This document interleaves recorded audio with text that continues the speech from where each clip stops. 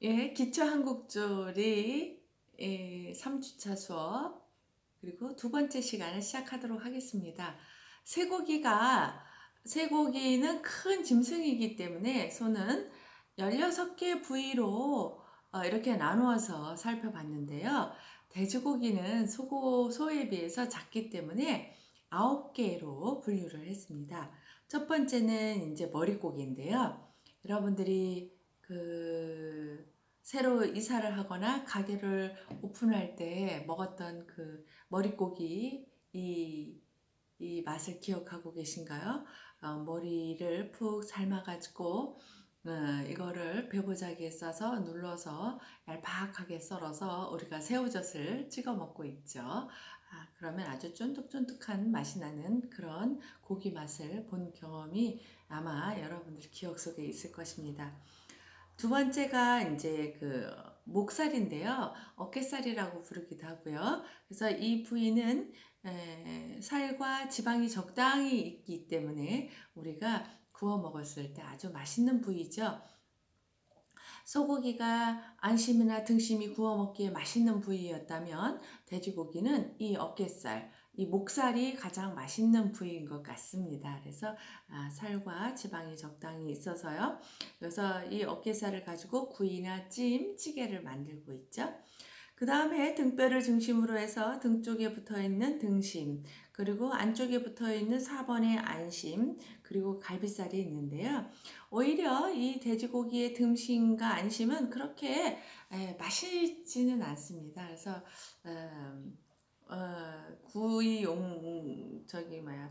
구이나 찜으로 이용하고 있고요. 등심도 역시 구이나 찜, 그리고 찌개로 사용하고 있습니다. 갈비는 우리가 구이나 찜, 탕으로 이용하고 있죠. 그리고 여기 밑에 6번 다리와 다리 사이에 있는 그 배살, 우리가 뱃살이라고 하는 부분인데 이거를 우리가 삼겹살이라고 하죠.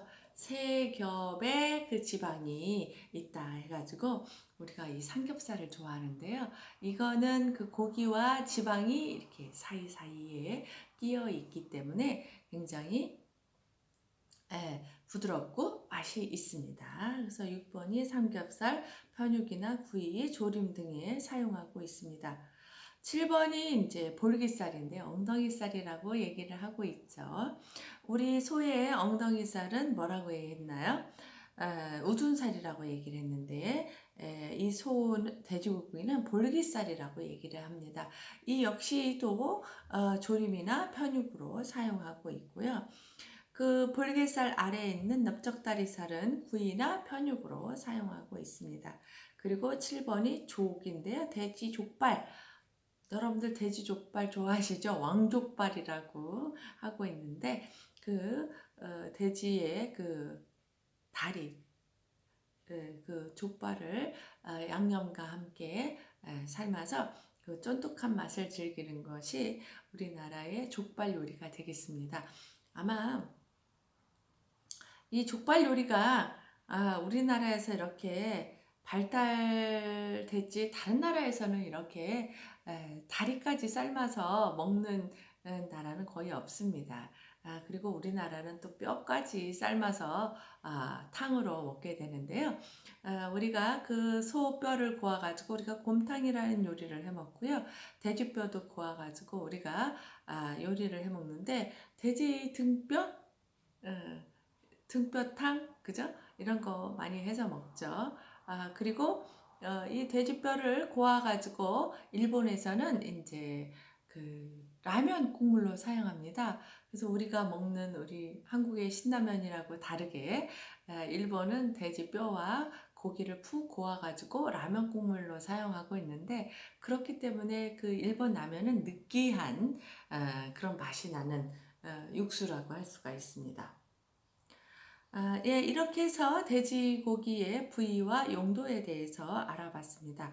그래서 여러분들이 이제 그 요리를 하는 사람으로서 쇠고기 부위와 용도, 그리고 돼지고기 부위와 용도는 머릿속으로도 아마 상상이 될 정도로 하셔야 됩니다. 그래서 여러분들이 이 그 그림을 놓고 이 부위와 명칭과 용도를 꼭 외우셔야 됩니다. 그래서 내가 어떤 요리를 할 때 어떤 부위를 사야 되는지 그 고기의 성격을 잘 알고 있어야지만 맞는 요리를 잘 할 수가 있죠. 그래서 우리가 이런 그 부위와 성질을 잘 모르면 양진머리를 사다가 구이를 해 먹겠다 하면 어떻게 될까요? 구이를 했을 때 굉장히 질겨서 못 먹게 되는 그런 요리를 만들 수도 있습니다. 그리고 등심이나 안심을 가지고 나는 국물을 내야 되겠다 이렇게 하시는 분들은 이제 국물 맛이 없게 되는 거죠. 왜냐면 이 양진머리나 사태 부위처럼 운동을 많이 한 부위, 이 부분이 이제 콜라겐이 많은 부분이고 우리가 젤라틴이 많다고 얘기를 하죠. 그래서 이 콜라겐이 많은 거를 열을 가해서 끓이게 되면 묵처럼 나오는데 우리가 이거를 젤라틴이라고 부르고 있죠. 그래서 여러분들이 먹는 젤리뽀 이런 것들이 그 동물의 가죽이나 뼈를 고아가지고 그거를 묵 상태로 만든 데다가 거기에 과일의 맛과 향을 넣어서 만든 게 제리뽀죠. 여러분들이 상상을 해보셨나 모르겠습니다. 제리뽀의 재료가 되는 것은 이런 동물의 가죽과 뼈를 고아서 만들어서 그 묵 상태로 된 것을 응고시켜서 만든 게 제리뽀가 되겠습니다. 그래서 그 소고기와 돼지고기의 이 부위별 명칭을 꼭 여러분들이 알아두셔야지만 적정한 부위를 여러분들이 찾아서 요리를 할 수가 있습니다.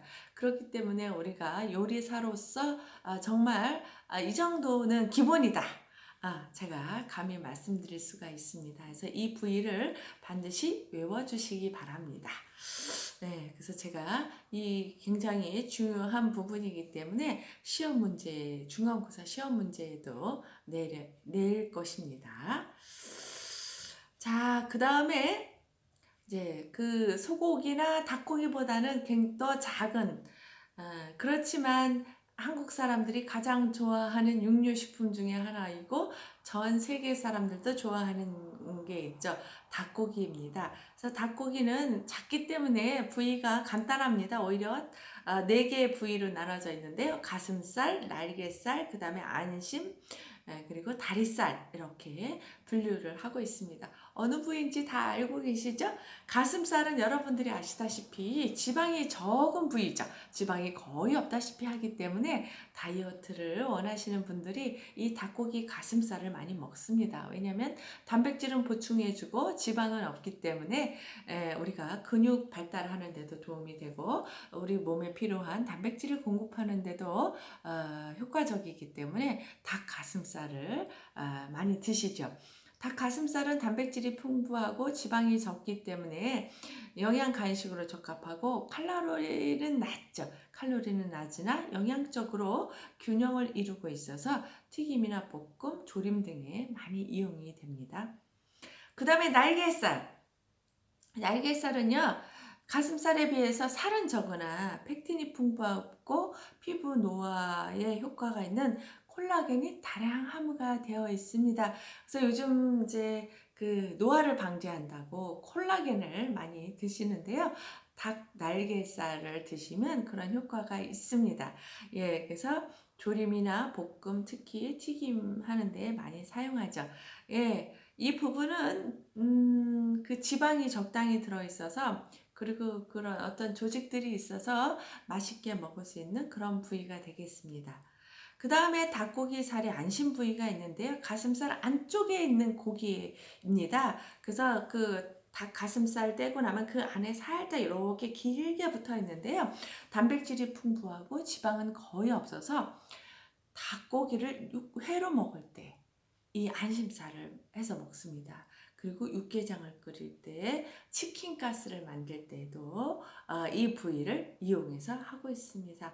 안심살 길쭉하니 들어있죠. 요즘은 이런 것들을 다 따로 분리해서 살 수가 있습니다. 네, 용도에 따라서. 그 다음에 가장 맛있는 부위가 다리살이죠. 닭고기 부위 중에서 가장 많이 움직이는 부위로 탄력이 있고 육질이 단단하고 근육의 색이 다른 데에 비해서 짙고 지방과 단백질이 조화를 이루고 있어서 쫄깃한 것이 이 닭다리살의 특징입니다. 튀김에 많이 이용되고 있고 볶음이나 조림, 구이 등에도 많이 이용되고 있습니다. 자, 이렇게 닭고기까지 알아봤는데요. 단백질 근원 식품 중에 또 바다에서 나는 식품이 있죠. 어떤 걸까요? 어패류가 있습니다.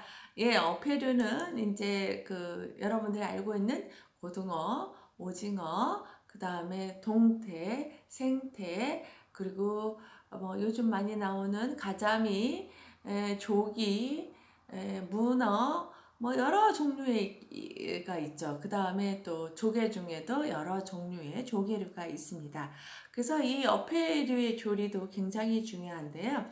어패류는 굉장히 살이 연하기 때문에 미생물이 번식하기가 쉽고 수분이 많고 영양이 많아서 위생적으로 가장 위험성이 높은 육류식품 중에 하나입니다. 그래서 이 어패류를 구입할 때 가장 중요시되고 있는 것이 신선한가 아닌가가 가장 중요한 관건이 되겠습니다. 예, 그래서 우리가 여름철에 식중독 사고의 대부분을 차지하고 있는 것이 이 어패류를 생식으로 먹었을 때 이 식중독에 걸리는 경우가 많습니다. 그래서 항상 신선한 거를 사야 된다는 거. 그래서 생선을 살 때는 어떻게 해요? 눈동자가 맑고 투명한 거. 그 다음에 생선살이 탄력이 있는 거. 눌러보았을 때 탄력이 있는 거. 그 다음에 형체가 아주 좋은 거. 그래서 모양이 잘 좋은 건데요. 지느러미가 잘 모양이 있고, 그 다음에 비닐이 잘 붙어 있는 거. 이런 것들이 신선한 생선이라고 할 수가 있습니다. 요즘은 뭐 냉동되어 있는 제품을 많이 사용하고 있는데요. 그래서 원양어선에서 잡은 그런 생선들도 많이 사용하고 있죠. 그래서 우리가 대표적인 것이 참치 같은 것이죠. 참치도 그 원양어선에서 잡은 생선인데 그거는 큰 생선이라서 우리가 그 부위별로 요리를 하고 있습니다. 그래서 어패류를 요리에 대해서 말씀드리도록 하겠는데요. 어패류의 단백질은 미오겐에는 1%의 식염수에 용해되고 미오신과 액틴은 2 내지 6% 식염수에 용해됩니다. 그래서 용해된 단백질은 점도가 높은 졸을 형성하다가 시간이 경과하거나 열을 가하게 되면 탄력 있는 겔 형태로 바뀌게 됩니다. 여러분들이 이거 보셨나 모르겠습니다. 왜 생선 조림이나 뭐 이렇게 해놓고 나서 먹지 않고 오랫동안 두게 되면 밑에 이렇게 묵처럼 생기는 거 보셨죠? 예, 그런 거 보셨는데 그런 원리를 이용해 가지고 우리가 어묵을 만드는 거죠. 어묵. 그래서 생선살을 갈아가지고 밀가루와 섞어서 이거를 튀기게 되는데 그러면은 어떻게 돼요? 굉장히 탄력이 있는 그런 생선 어묵이 만들어지기도 합니다. 부산의 어묵이 유명하죠. 생선을 소금에 절이면 단백질이 용해되어 결을 형성하고 한편 탈수되면 살이 단단해진다. 그래서 우리 생선을 요리를 해 보면은요, 소금을 넣고 오랫동안 조림을 하거나 간장을 넣어서 조림을 하거나 굽게 되면 얘가 단단해지는 것을 느낄 수가 있습니다. 그래서 탄력이 있게 되죠. 그래서 생선 무게의 2%의 소금을 우리가 뿌립니다. 단단해지라고요, 살이. 그래서 우리가 생선 요리를 할 때 미리 소금을 뿌려 놓으면 이 생선살이 부서지지 않게 되죠. 그래서 어느 집에서 보면은 동태찌개를 맛있게 하는 집은 동태를 씻은 다음에 여기에 소금을 약간 뿌려 놓습니다. 그러면 생선살이 단단해져서 요리를 할 때 얘가 덜 부서지게 하는 그런 효과가 있습니다.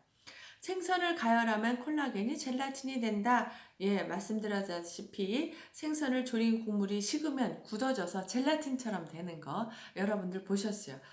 우리가 그 곰탕을 끓여 놓으면 젤라틴이 되는 것처럼 생선도 끓여 놓게 되면 이렇게 젤라틴이 됩니다. 그 다음에 생선을 졸일 때는 식초나 술, 생강, 파, 마늘, 겨자, 무가 같은 조미료를 사용하면 비린내가 나는 물질을 감소시키고 냄새를 제거해서 맛을 좋게 하는 효과가 있죠. 또 대표적으로 사용하는 것이 생강인데요. 생강은 탈취 현상이 크지만 생선을 가열한 후에 넣는 것이 효과적이다. 그래서 무슨 얘기냐면 우리가 생선 요리를 할 때 기본적으로 많이 꼭 사용하는 것이 마늘, 파, 생강 이런 것들인데 그 중에서도 생강을 사용하게 되죠. 생강은요, 처음부터 넣고 끓이는 것보다 생선 살이 익은 다음에 넣으면 효과적입니다. 그래서 생선찌개를 끓일 때도 생선이 익은 다음에 생강을 넣지 처음부터 생강을 넣지는 않습니다. 그래서 우리가 요리를 보다 더 효과적으로 할 때는 이렇게 생선이 익은 다음에 넣어줘야 된다는 것을 반드시 알아두시기 바랍니다. 어류의 신선도가 저하되면 트리메틸 아민이라고 하는 물질이 만들어져서 어떻게 되냐면 냄새가 많이 나게 됩니다. 예, 그래서 비린내 성분이 되는 거죠. 그래서 이 비린내 성분이 증가하게 되면은 물에다가 이제 여러 번 씻어주게 되면은 그 비린내를 제거하는 효과가 있습니다. 그리고 일반적으로 해수어가 담수어보다 맛이 좋고 산란 전에 생선의 맛이 좋다. 무슨 얘기냐면은 바다 생선이 강에서 잡은 생선보다 맛있다는 뜻입니다. 예, 그리고 오랫동안 저장성도 더 좋고요. 크기도 더 큰 경우가 많죠. 그래서 이런 생선류들은 산란하기 전에 적당히 지방층이 형성이 되기 때문에 산란하기 전에 생선이 맛이 좋습니다. 그리고 이제 조개류가 있는데요. 조개류는 아주 독특한 맛의 시원한 맛을 가지고 있는데 이 맛은 호박산이라고 부르고요. 영어로다가는 석시릭 애시드라고 부르고 있습니다. 그래서 우리가 국물 맛을 시원하게 내고 싶다 할 때는 조개류를 사용하고 있죠. 이 호박산에서 나는 그런 맛 때문에 그렇습니다. 그리고 굴은 철과 구리를 많이 함유되어 있고 비타민 B와 비타민 B2가 좋은 근원이 됩니다. 우리가 조개류의 시원한 맛을 이용해서 요리한 것이 바지락 칼국수. 굉장히 맛이 시원하죠? 그래서 여러분들이 아마 바지락 칼국수를 좋아하실 겁니다. 시원한 맛이 나기 때문에요. 그래서 오늘 수업한 내용 중에 내용을 요점 정리를 해보면서 제가 질문을 해보도록 하겠습니다. 여러분들 소고기의 부위와 용도에 대해서 소 한 마리 그려놓고 부위를 나누면서 그 이름을 쓰시고 어떤 용도에 사용되는지 한번 써보시기 바랍니다. 근데 이 용도를 알아보실 때 어떻게 생각하시면 되냐면 근육을 많이 쓰는 부분은 질기다. 질긴 부위는 어떻게 하면 맛있나? 물에다 넣고 오랫동안 끓이면 맛있다. 부드러운 부분은 그냥 구워 먹는 게 맛있다. 이렇게 생각하고 외우시면은 외우기가 쉬울 것 같습니다. 또 돼지고기 부위와 용도도 여러분들이 외워 드시고 그 부위도 알아두셔야 되고 용도도 알아두셔야지만 되겠습니다. 그리고 생선을 요리하는 데 있어서 비린내를 제거하는 데 사용되는 양념이 어떤 것이 있는지 한번 써보시기 바랍니다. 제가 아까 말씀드렸죠? 어떤 걸 많이 쓴다고요? 식초나 술, 생강, 파, 마늘, 겨자, 무, 그리고 생강을 쓰는데 생강은 어느 때 넣는 것이 좋다? 생선살이 익은 다음에 넣는 것이 효과가 있다고 말씀을 드렸습니다.